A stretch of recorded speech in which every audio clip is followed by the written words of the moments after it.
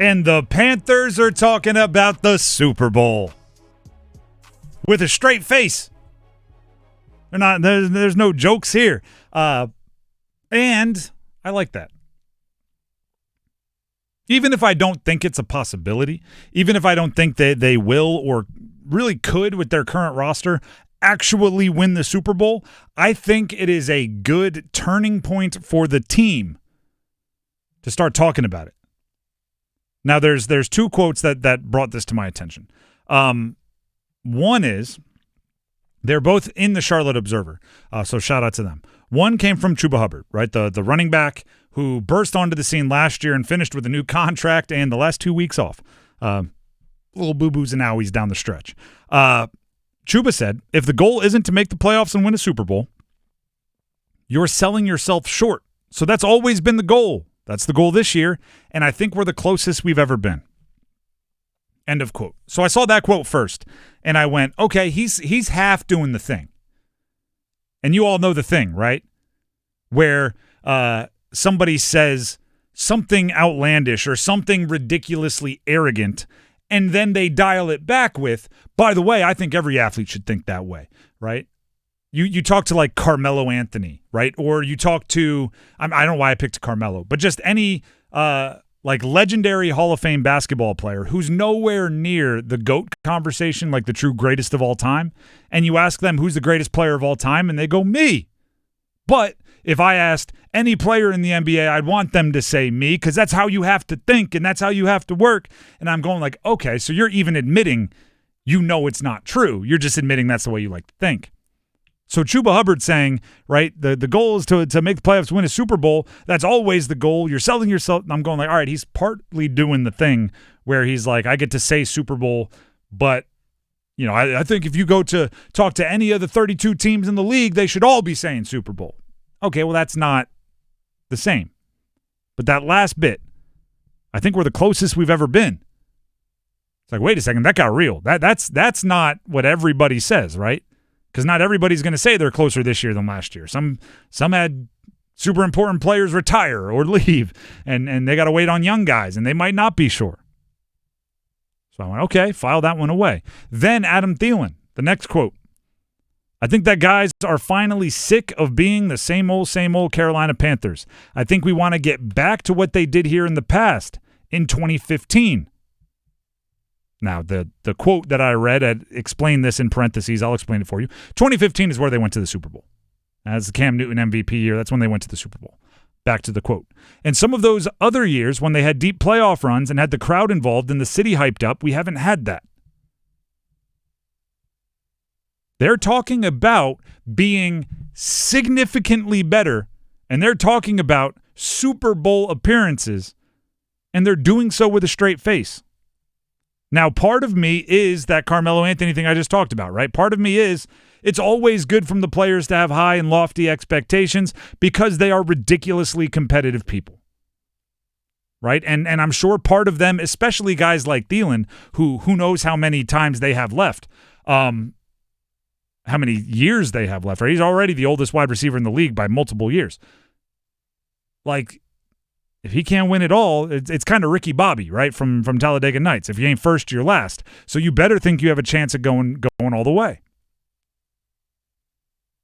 But also, and I've said this, and I think it's one of my themes for this year for the Carolina Panthers, is it's finally time to start going all out and seeing how far you can make it. It's finally time to go out there and actually test what your roster can do. I almost equate it to like a boxer, but a young boxer. And this is, again, Max, just the analogies off the top of the dome today. But like if you watch any of the Rocky movies or if you watch Creed, right, any of the real that universe of movies, there's always the boxer that wants to go get a fight, right? When am I going to get a fight? When am I going to see a heavyweight? When am I going to fight a contender? When am I going to? And the trainer is always going like, "Whoa, relax, you're not ready. Let's spar All right, let's go fight a community fight. Let's spar. Let's hit the bag. You're not ready. Let's spar. And then eventually it's like, all right, we're going to see what you got now. I booked you a fight for 6 months from now. Meet me here at the gym every morning at 4 a.m. Right? And then everything ramps up because now you're going for it. Now you're going to test yourself.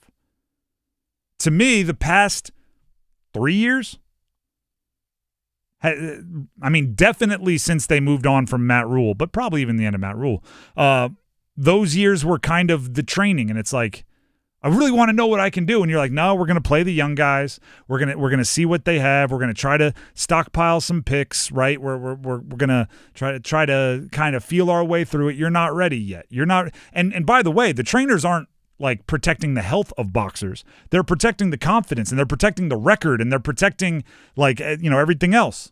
Maybe health a little bit because it's boxing, but you don't want to put somebody out there to get throttled and then all of a sudden their confidence is shot. This is the year where it's like, all right, let's see. I'll get you a fight. And you don't know how a team reacts until, right, the Mike Tyson thing, right? Everybody's got a plan until they get punched in the mouth. Like you got to go get punched in the mouth to see what this team can do. The best thing for the future, finally, is to win games and learn how to play meaningful games and win meaningful games and be in the mix in the second half of the season, and don't worry about your draft pick and don't worry about all of those things because most of it's already in place. At least you hope so. You got to go find out. So then it got me thinking, right? I'm now in this like all systems go. It's why I think they should kick the tires on players like Justin Simmons. It's why they should kick the tires on players like Jair Alexander, who are still in free agency at positions of need, and they are veterans that probably are looking for short-term prove-it deals because you're going for it now.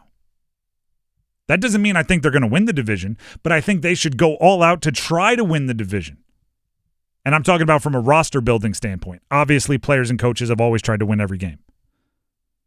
So then I'm looking at the Thielen quote, and he's talking about 2015. And I'm thinking about what this year could be.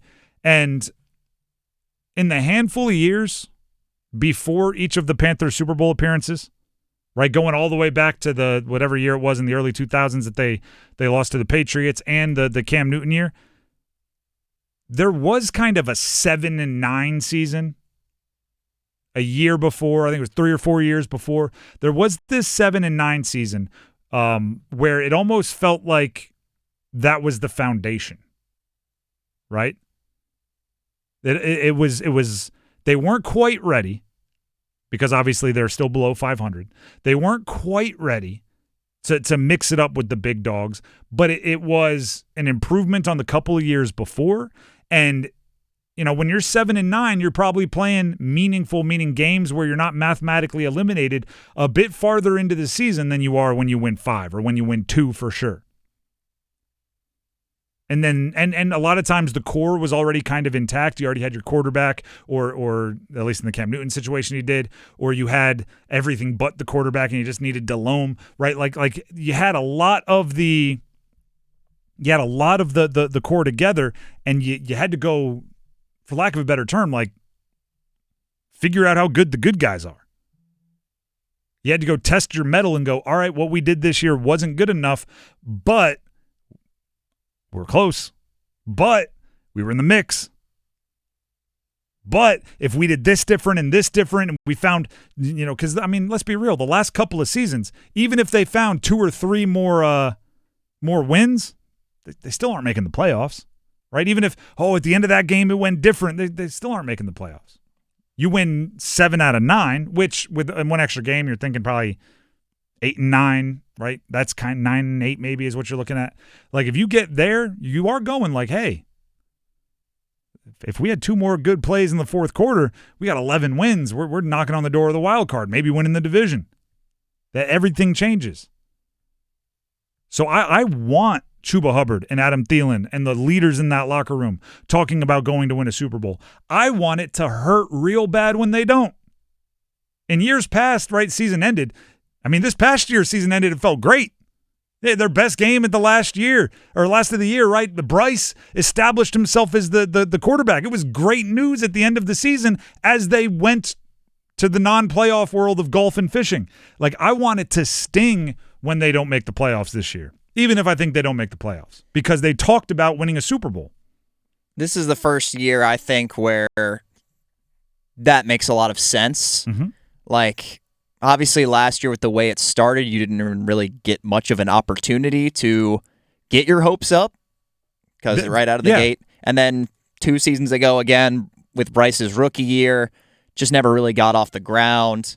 This is the first season where I feel like it makes a lot of sense for them to have higher expectations for themselves. And if you like realistically have the expectation of, okay, we're going to be a competitive playoff team, once you've reached that level, like, your goal should be the Super Bowl.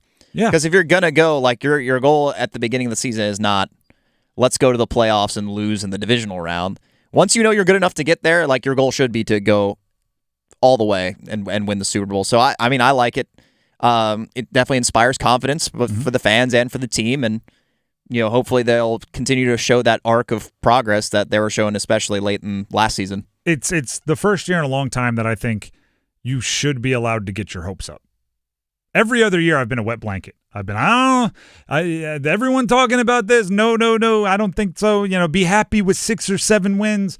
No. This year, get your hopes up. Now, I will say this. I think you'll be disappointed, but I think that's part of the rise, right? I think that's part of the rise. If we were sitting here covering the Cleveland Browns, and I don't know who's out there. Is Amari Cooper still out there?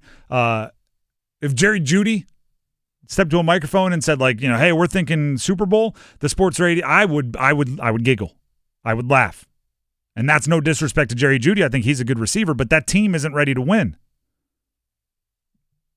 The Carolina Panthers, I'm not giggling in your face.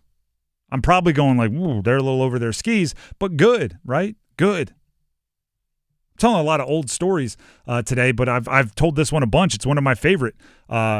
The year, and we lost in the national championship. But the year we made it to the national championship at Delaware in the summer, my guy Ty Grant, he was one of our captains, had a cup of coffee in the NFL, ended up breaking, like after a run, 6 a.m. run in the summer, all hands in, on three. He said championship, 1, 2, 3 championship.